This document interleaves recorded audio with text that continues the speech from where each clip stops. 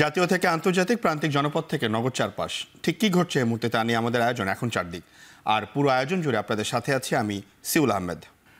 আর যেন কোনো রোহিঙ্গা বাংলাদেশে অনুপ্রবেশ করতে না পারে সেটি নিশ্চিত করতে মিয়ানমার সরকার ও আরাকান আর্মির প্রতি আহ্বান জানিয়েছেন প্রধান উপদেষ্টা ডক্টর মোহাম্মদ ইউনূস। সকালে কক্সবাজারে রোহিঙ্গা বিষয়ে 3 দিনের অংশীজন সংলাপে অংশ নিয়ে তিনি একথা বলেন। ডক্টর ইউনূস আরও বলেন, সম্পদ আর সামর্থ্যের সীমাবদ্ধতা সত্ত্বেও রোহিঙ্গাদের জীবন বাঁচাতে মানবিক কারণে বাংলাদেশ সীমান্ত খুলে দিয়েছিল। রোহিঙ্গাদের নিরাপদ প্রত্যাবর্তনের প্রতিশ্রুতি দিয়ে ন্যায় বিচার এবং জবাবদিহিতা নিশ্চিতে 7 দফা প্রস্তাব দেন প্রধান উপদেষ্টা।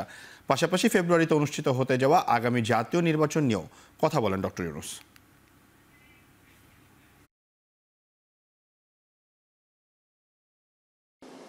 Now we are ready for another transition in our political history.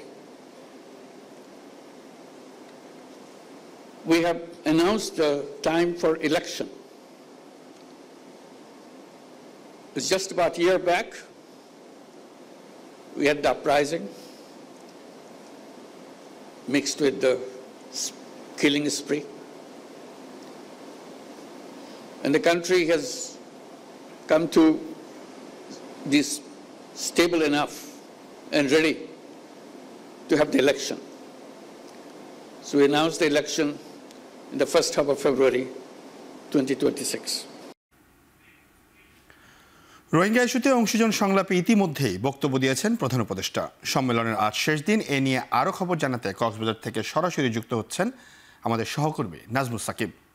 Shakib, সম্মেলনে অন্যান্য বক্তারা কি বলছেন?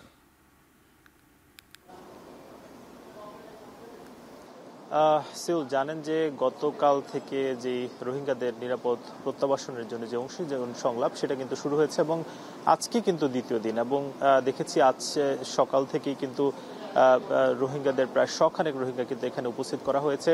এবং এর বাইরেও আসলে প্রধান উপদেষ্টা তো কথা বলেছেনই, এর বাইরেও আসলে নিরাপত্তা উপদেষ্টা তিনি কথা বলেছেন। এছাড়াও নানাজন আসলে যারা রোহিঙ্গাদের সংকট উত্তরণের জন্য অংশীজন হিসেবে কাজ করছেন তারাও কিন্তু বক্তব্য দিয়েছেন। আমরা প্রধান উপদেষ্টা যেটা বলেছেন যে রোহিঙ্গাদের যাতে প্রত্যাবাসন সহজ করা যায় এবং নতুন করে রোহিঙ্গা যাতে এখানে প্রবেশ না করে সেই ব্যাপারে আসলে মিয়ানমারকে কিন্তু পদক্ষেপ নিতে হবে বলে তিনি আহ্বান করেছেন। এর বাইরে আসলে নিরাপত্তা উপদেষ্টা খলিলুর রহমান তিনি কিন্তু বলেছেন যে নতুন করে প্রায় লাখখানেকের কাছাকাছি কিন্তু রোহিঙ্গা তারা বাংলাদেশে প্রবেশের চেষ্টা করছেন এবং সেটা যাতে না ঘটে তার জন্য বাংলাদেশ আসলে চেষ্টা করছে। এর বাইরেও আমরা দেখেছি যে বিভিন্ন যারা দাতব্য সংস্থা কিংবা যারা আসলে অংশীজন আছেন তারাও কিন্তু বক্তব্য রেখেছেন। তারা যেটা বলছেন যে নিরাপদ প্রত্যাবাসন কিংবা এই যে রোহিঙ্গাদের জীবনমান উন্নয়নের জন্য আসলে কি করা যায় সেই ব্যাপারেও আসলে তারা কিন্তু ভাবছেন। একটু জানিয়ে রাখতে চাই যে গতকাল থেকে যে সংলাপটি চলছে সেখানে আমরা গতকালও কিন্তু দেখেছি যে শুধুমাত্র রোহিঙ্গারাই তাদের যে সংকট এবং সমাধানের জন্য কি করা যায়, কি করা উচিত সেই ব্যাপারে শুধুমাত্র তারাই কিন্তু বক্তব্য রেখেছেন। যেখানে উপস্থিত ছিলেন বিভিন্ন দেশের অর্থাৎ প্রায় 40টি দেশের যারা প্রতিনিধি যারা রোহিঙ্গা নিয়ে কাজ করেন তারা কিন্তু উপস্থিত ছিলেন এবং রাজনৈতিক ব্যক্তিবর্গ যারা ছিলেন জামাত ইসলামী, এনসিপি, বিএনপি সহ যে রাজনৈতিক দলগুলো আছে সেই দলগুলোর যারা প্রতিনিধি তারাও কিন্তু সেটা শুনেছেন।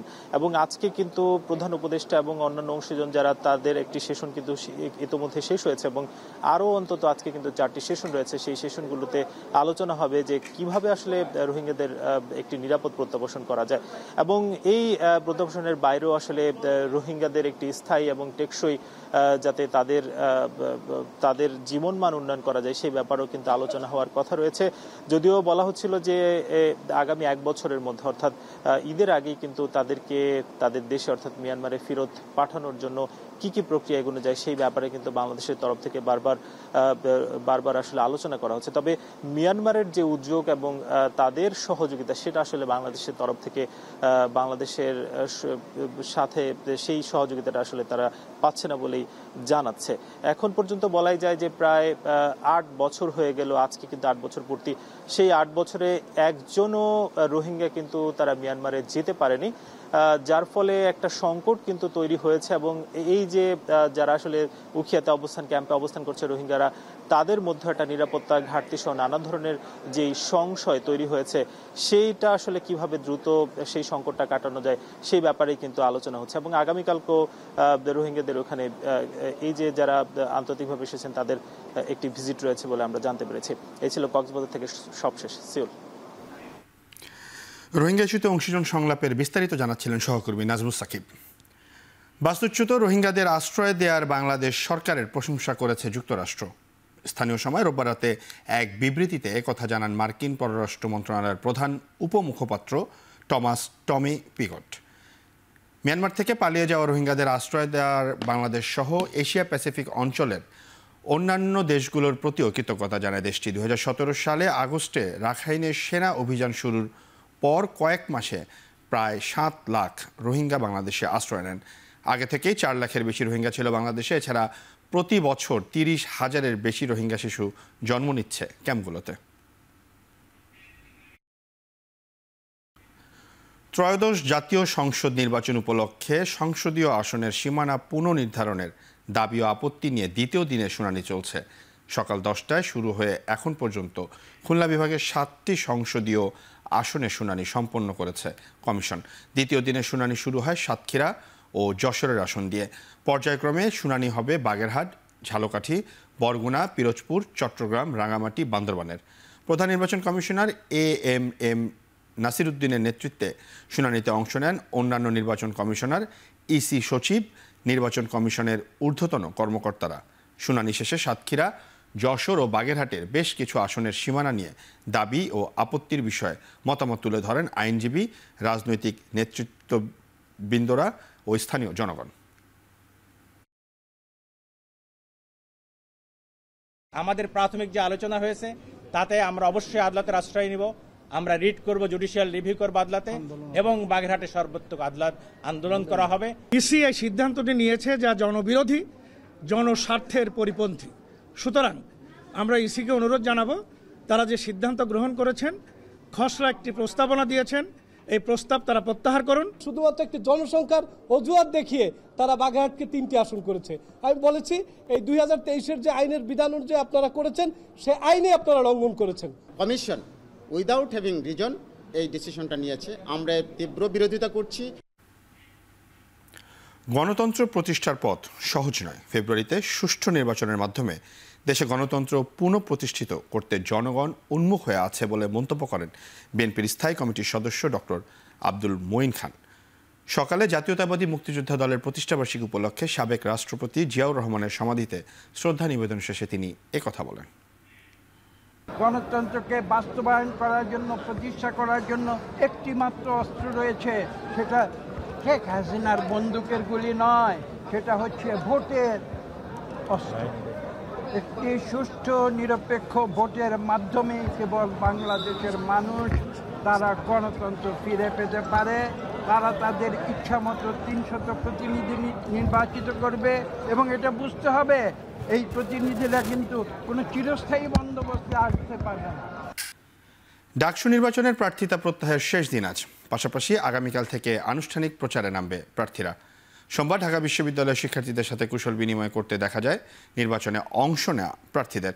দুপুরে মধুর ক্যান্টিনে ছাত্র অধিকার পরিষদ সমর্থিত প্যানেলে ছাত্র দলের বিরুদ্ধে আচরণবিধি লঙ্ঘনের অভিযোগ আনে।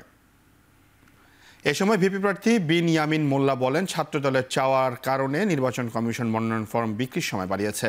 অন্যদিকে ডাকসুর স্বতন্ত্র ভিপি প্রার্থী উমামা ফাতেমার আচরণবিধি ভঙ্গ করে রাতে রোকেয়া হলে অবস্থান করেন। পরে সামাজিক যোগাযোগ মাধ্যমে শিক্ষার্থীরা ক্ষোভ প্রকাশ করলে প্রভোস্ট বরাবর ক্ষমা চেয়ে চিঠি দেন তিনি।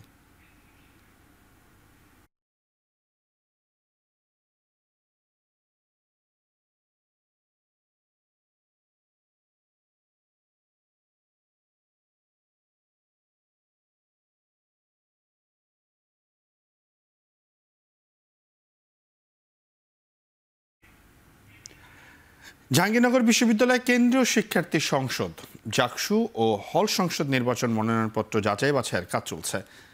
বিকালে 4টায় খসড়া প্রার্থী তালিকা প্রকাশ করবে নির্বাচন কমিশন। প্রার্থিতা প্রত্যাহারের পর আগামী 28 আগস্ট নির্বাচনের জন্য চূড়ান্ত প্রার্থী তালিকা প্রকাশ করা হবে। এদিকে ছাত্র শিবির ও বাংলাদেশ গণতান্ত্রিক ছাত্র সংসদ প্যানেল ঘোষণা করলেও এখনও ছাত্রদল ও বাম সংগঠনগুলো প্যানেল ঘোষণা করতে পারেনি। আর নির্বাচন সুষ্ঠুভাবে সম্পন্ন করতে পুলিশ সদস্যদের পাশাপাশি সেনাবাহিনী, বিজিবি ও আনসার সদস্যরা দায়িত্ব পালন করবে বলে জাকসু নির্বাচন কমিশনের সভায় সিদ্ধান্ত হয়।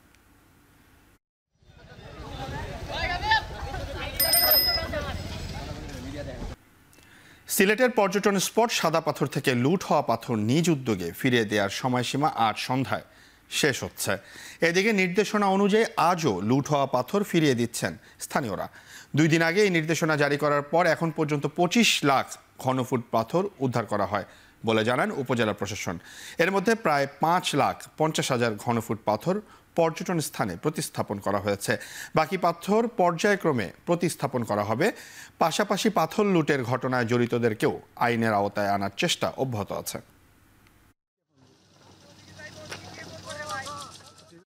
আমরা মাইকিং করার পর পাথরগুলো আসতেছে, বেশিরভাগই রাতের বেলা আসতেছে আর কি। দিনের বেলা আমরা যেগুলো উদ্ধার করেছি, জব্দ করেছি, সেগুলো নিয়ে আসছি আমরা। অধিকাংশ পাথরগুলো চলে আসছে, আর বাকিগুলো আমরা এই সপ্তাহের ভিতরে আশা করি আমরা ডাম্পিং স্টেশন নিয়ে আসতে পারবো। খুলনার ডুমুরিয়ায় ট্রাকের ধাক্কায় ইজি বাইকের চালক সহ 4 যাত্রী নিহত হয়েছেন। হাসপাতালে চিকিৎসাধীন আছেন আরও 3 জন। ফায়ার সার্ভিস জানায় সকাল 8:30টার দিকে উপজেলার জিলেটডাঙ্গা এলাকায় একটি ট্রাক নিয়ন্ত্রণ হারিয়ে সামনে থাকা ইজি বাইককে ধাক্কা দেয়। এতে ঘটনাস্থলে নিহত হয় ইজি বাইকের চালক সহ 2 জন। গুরুতর আহত অবস্থায় 3 জনকে উদ্ধার করে হাসপাতালে নেওয়া হলে একজনকে মৃত ঘোষণা করেন চিকিৎসক। পরে চিকিৎসাধীন আরও একজনের মৃত্যু হয়। উন্নত চিকিৎসার জন্য 3 জনকে খুলনা মেডিকেলে পাঠানো হয়েছে।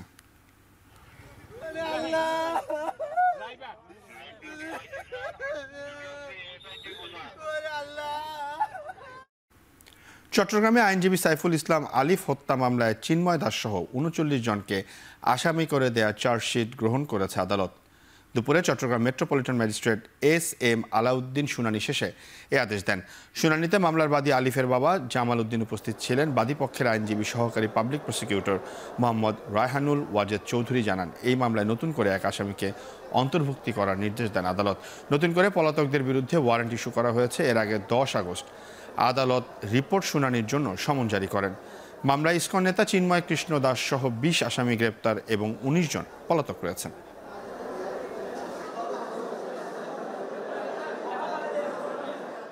তদন্তপ্রাপ্ত একজন আসামি হচ্ছে সুকান্ত দত্ত, যার বিরুদ্ধে চট্টগ্রামের বিভিন্ন থানায় 8টি মাদক অস্ত্র চুরি মামলা রয়েছে। এই দুর্দর্শ আসামিকে একায়িত করে এই চার্জশিট দেওয়া হয়েছে, তাকে এই মামলা চার্জশিটভুক্ত রাখার জন্য আদালত আমাদের আবেদন মঞ্জুর করেছেন। এই পর্যন্ত তাহলে 39 জনকে চার্জশিটভুক্ত আসামি হিসেবে বিচারে সুপর্দ করা হয়েছে, বাকিদেরকে নট সেন্টার করে অব্যাহতি দেওয়া হয়েছে। ইসলামিক প্রজাতন্ত্র ইরানকে পরাধীন করতে মার্কিন প্রচেষ্টার বিরুদ্ধে একটি ঐক্যবদ্ধ জাতীয় ফ্রন্ট গঠনের আহ্বান জানিয়েছেন দেশটির সর্বোচ্চ নেতা আয়াতুল্লাহ আলী খামেনি। রোববার এই আহ্বান জানিয়ে তিনি বলেছেন, ইরান কখনোই যুক্তরাষ্ট্রের কাছে মাথা নত করবে না। রাজধানী তেহরানের এক মসজিদে দেয়া এই বক্তব্যের পরে খামেনির সরকারি ওয়েবসাইটে প্রকাশ করা হয়। ইসরায়েলের সঙ্গে টানা 12 দিনের রক্তক্ষয়ী যুদ্ধ শেষের ঠিক 2 মাস পর যুক্তরাষ্ট্রের বিরুদ্ধে বার্তা দিলেন খামেনি। জুন মাসের যুদ্ধে ইরানের 3টি পারমাণবিক স্থাপনার বাংকার বাস্টার বোমা দিয়ে হামলা চালিয়েছিল মার্কিন বাহিনীও। আয়াতুল্লাহ আলী খামেনি অভিযোগ করে বলেন, গত জুনে ইরানের গুরুত্বপূর্ণ পারমাণবিক স্থাপনা লক্ষ্য করে ইসরায়েল ও যুক্তরাষ্ট্র যে হামলা চালিয়েছিল তা ছিল ইসলামী প্রজাতন্ত্রকে অস্থিতিশীল করার পরিকল্পনার অংশ।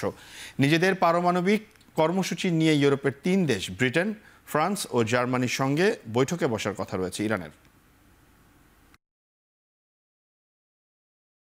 از چنین اهانت بزرگی به شدت رنجیده میشه و در مقابل اون کسانی و اون کسی که چنین توقع غلطی از ملت ایران داره با همه قدرت میسته।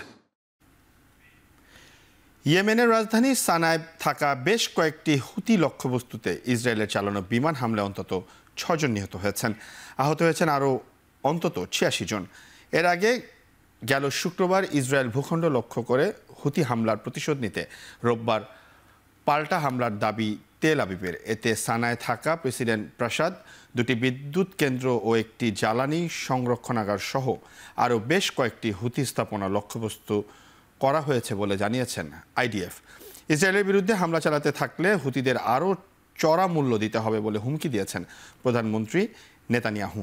আর ইয়েমেনের হুতি ও সাধারণ মানুষ বলছে, হুমকি দিয়ে গাজার প্রতি সমর্থন থেকে তাদের পিছু হটাতে পারবে না ইসরায়েল।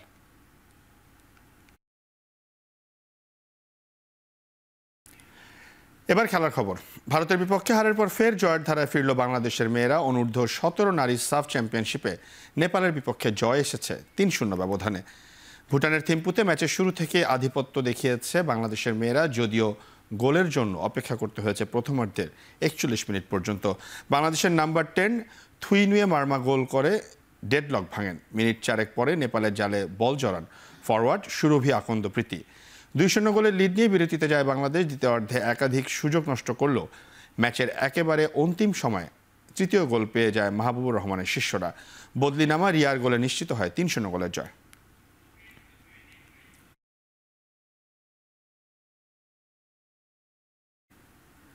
অক্টোবরের প্রথম সপ্তাহে বিসিবি পরিচালনা কমিটির নির্বাচন অনুষ্ঠানে আশা করছেন ক্রিকেট সংগঠকরা, কিন্তু ক্রীড়া পরিষদ প্রস্তাবিত গঠনতন্ত্রের বিরুদ্ধে ঢাকা ক্লাব ক্রিকেট অর্গানাইজেশন। পুরনো গঠনতন্ত্রে আসন্ন নির্বাচন সম্পন্ন করার দাবি সংস্কার মুখপাত্রদের। এনএসসি প্রস্তাবিত গঠনতন্ত্রে কী ধরনের প্রতিবন্ধকতা আছে সে ব্যাখ্যাও দিয়েছেন ক্লাব কর্তারা। এখন সংস্কার করতে হলে আপনার কাউন্সিলরদের লাগবে, আগে বোর্ডে এটি অনুমোদিত হতে হবে, তারপরে ইজিএম এজিএম করে তারপরে এটা মানে চূড়ান্ত রূপ লাভ করবে। সেটা কি এখন করা সম্ভব? কারণ অধিকাংশ কাউন্সিলররাই কিন্তু অনুপস্থিত, সেটা অবশ্যই সম্ভব নয়। সুতরাং আফটার নির্বাচন বোর্ডই পারে এগুলি সংস্কার করতে, যদি যৌক্তিক কিছু বিষয় থেকে থাকে অবশ্যই আমরা সেটার দিকে পদক্ষেপ গ্রহণ করব। শেষ করছি এখন চারদিক। এখন টেলিভিশনের ওয়েবসাইট দেখতে ভিজিট করুন www.এখন.tv। এখন টেলিভিশন ফেসবুক দেখতে ভিজিট করুন facebook.com/tv.এখন, এবং এখন টেলিভিশন ইউটিউব দেখতে ভিজিট করুন youtube.com/c/এখন tv।